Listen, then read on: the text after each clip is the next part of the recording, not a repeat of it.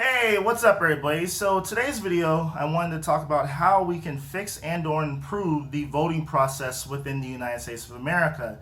And the reason for me making this video is because in the US, we have one of the lowest voter participation rates within the modern industrialized world. And actually, there's many third world countries where they actually have higher voter participation rates than we do, even though they might have dirt roads, they might have problems with clean drinking water, things like that.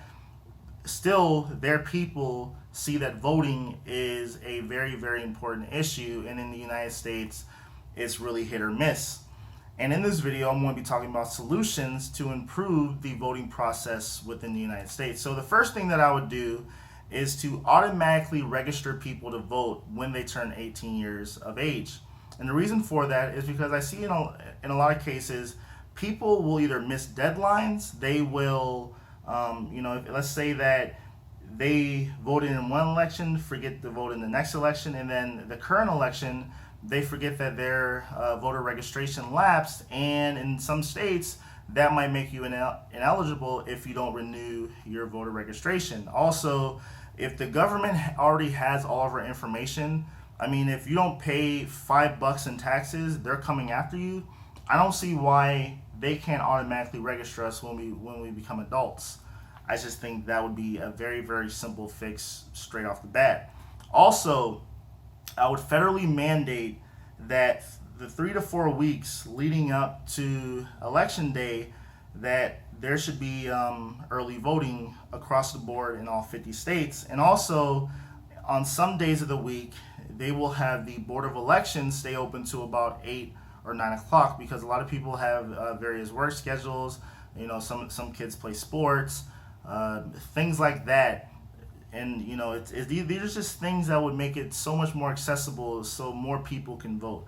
Also, I think that in all 50 states you should have absentee voting, and there shouldn't even have to be a reason for why you would request absentee voting, because it cuts down on the people waiting in line on election day, and it gets people in and out way quicker. So I think the absentee ballots should be something that, and it doesn't matter if you live in Texas, California, wherever, you can request to vote by mail with no questions asked whatsoever.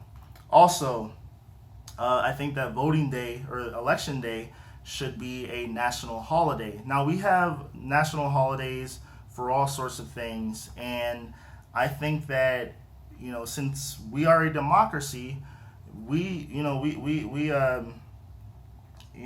voting is such an important part of our democracy, that making this a national holiday would make it so more people can get out and vote. And I would even go a step further and make election day on the weekend, because most people work Monday through Friday.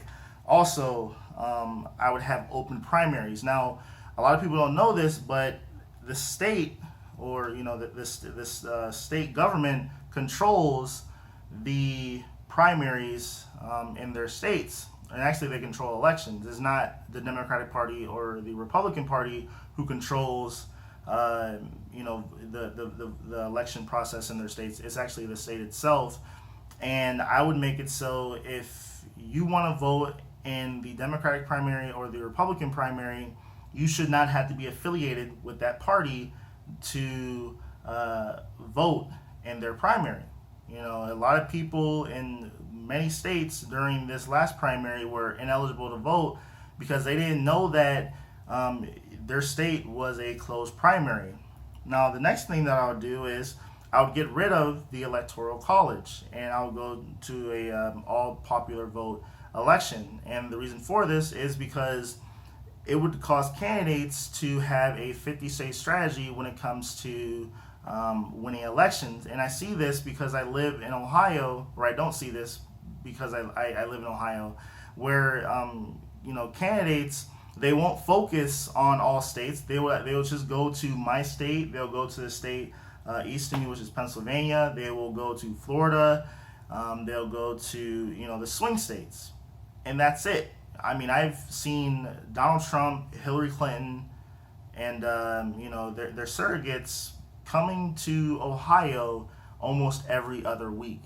And I bet you that states like Texas or California, which are solidly one or the other, they don't get that much attention from the politicians, and I think that's bad. I think that candidates need to have an across-the-board strategy when it comes to handling our nation's problems, or not across the board, but they need to have strategies for every state in terms of fixing or solving their issues.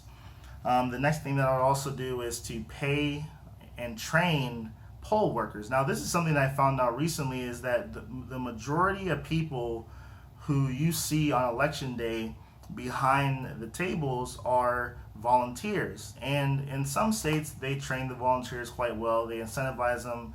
A lot of things is mainly made up of senior citizens, which is fine.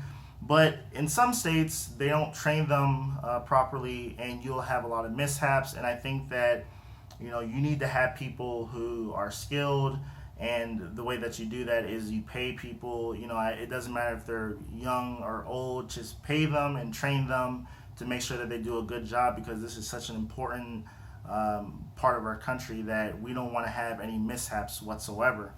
Also, and this is one of the last things I'll talk about, is that I think that if you are a convicted felon, that you should be granted your voting rights back as soon as you are either outside of prison, you are off of probation or parole.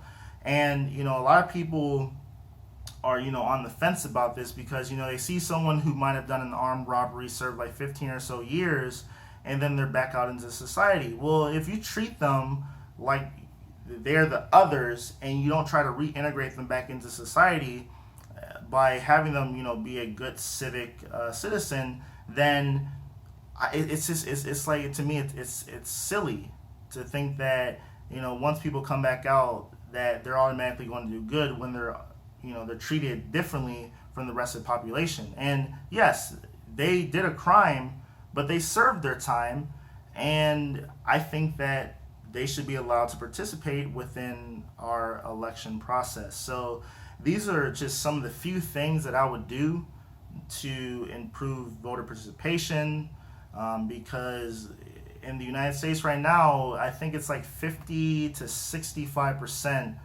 voter participation rate, and it's even lower during the midterm elections, because a lot of people don't vote outside of the presidential election. So that's all I have to say. Thanks for watching. Subscribe to my channel, like this video, comment below, because I'm very interested in hearing what you guys have to say, and share this video, and peace out, y'all. Have a nice evening.